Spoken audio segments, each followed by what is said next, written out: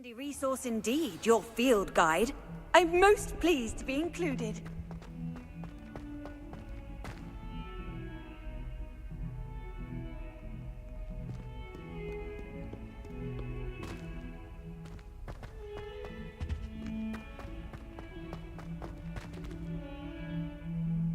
I can't believe we found ourselves trapped in that scriptorium.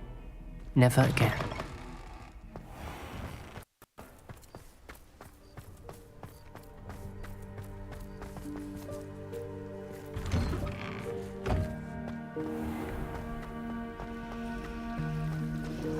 Revelio. It's a relief to finally have an answer as to why that torture was empty.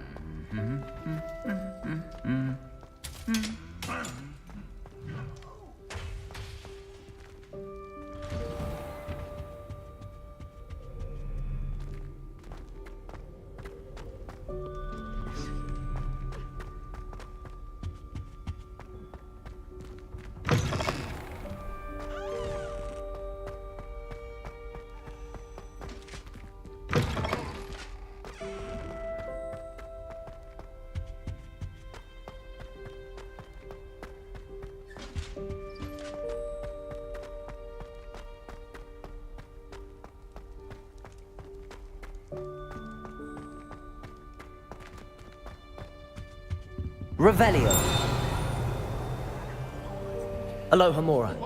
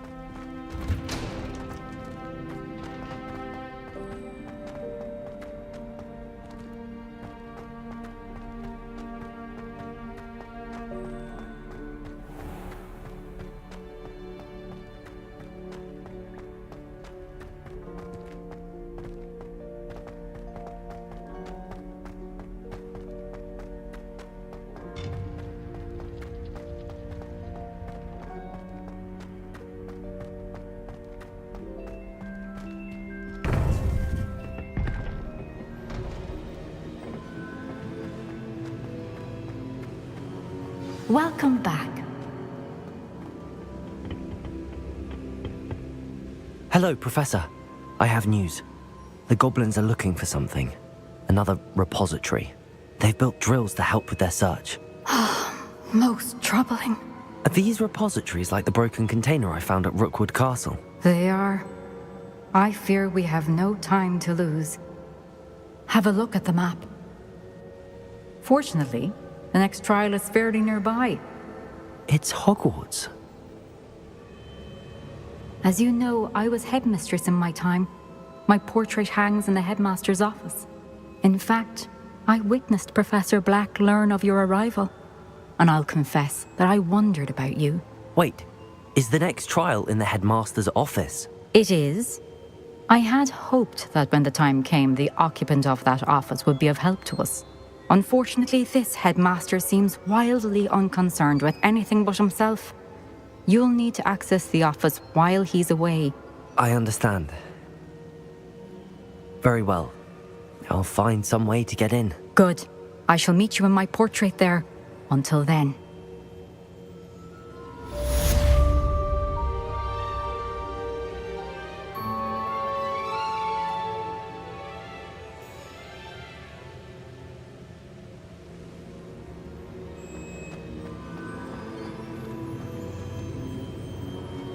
How will I gain access to the headmaster's office? Perhaps Professor Fig will know what to do. Revelio!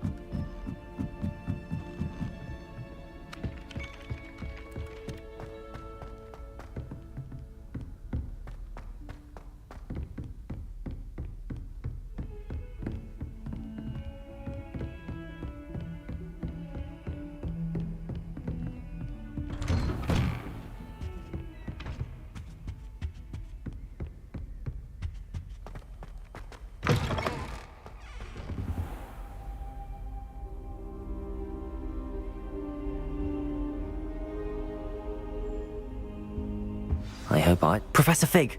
The Keepers have shown me where the next trial is. Has something changed? Lodgok and I have learned that the goblins are searching for another repository, like the one we saw at Rookwood Castle. And I discovered that they're building massive drills to help in their search.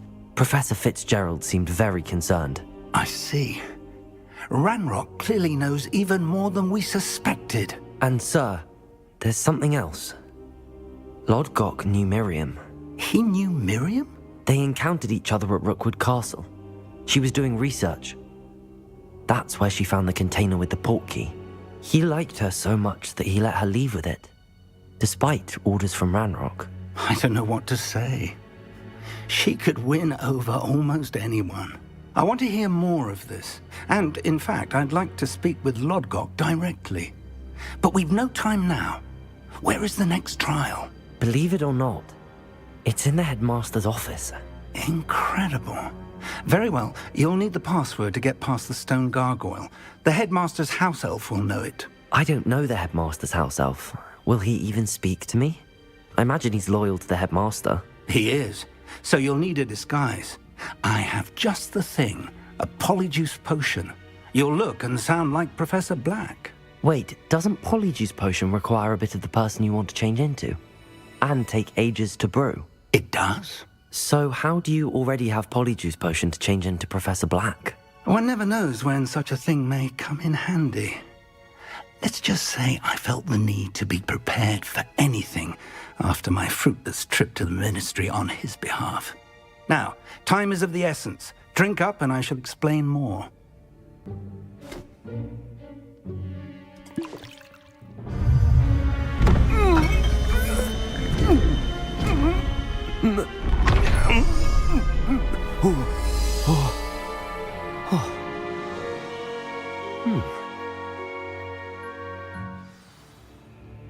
How do you feel? Incredible. I won't forget that taste anytime soon. How do I sound? Convincing.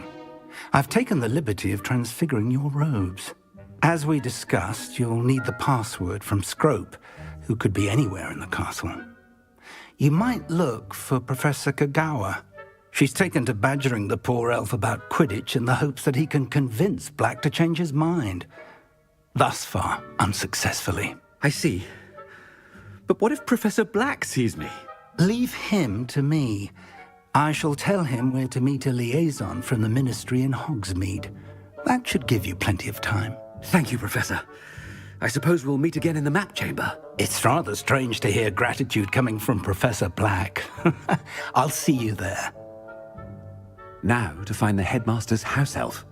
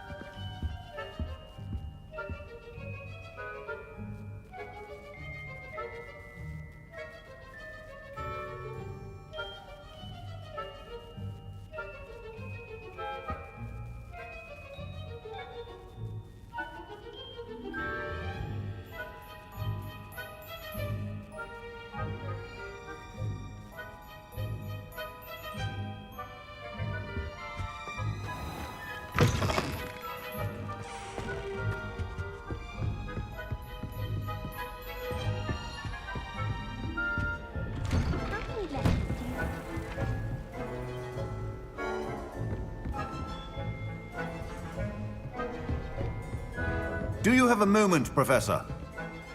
Professor, I was hoping to catch you. Places to be, Professor Sharp, places to be. Of course, sir. Only...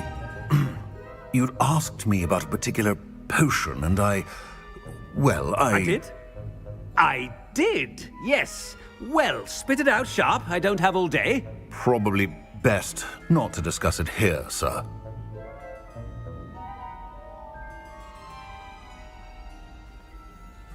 I assure you, Sharp, you may speak freely. Very well.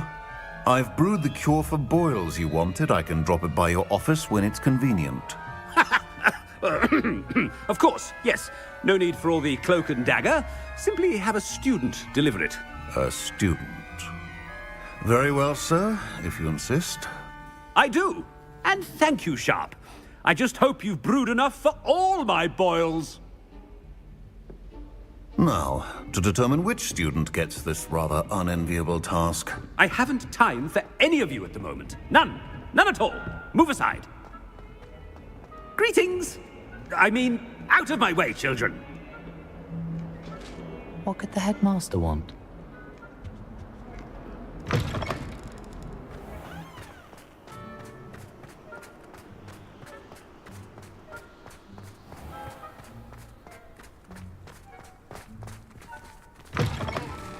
Has anyone seen my ivory-handled hand mirror?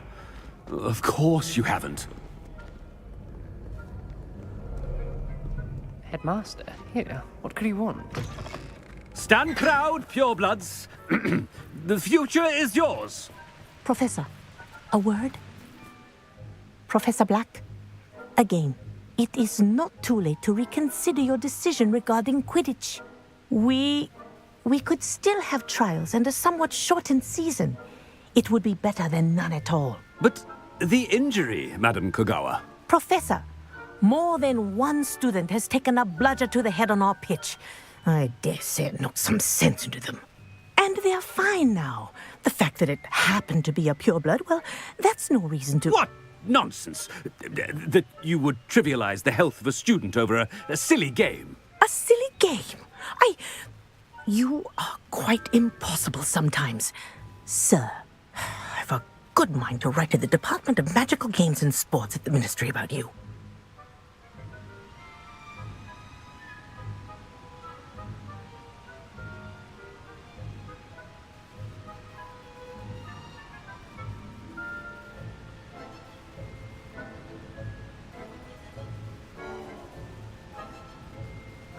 Good idea.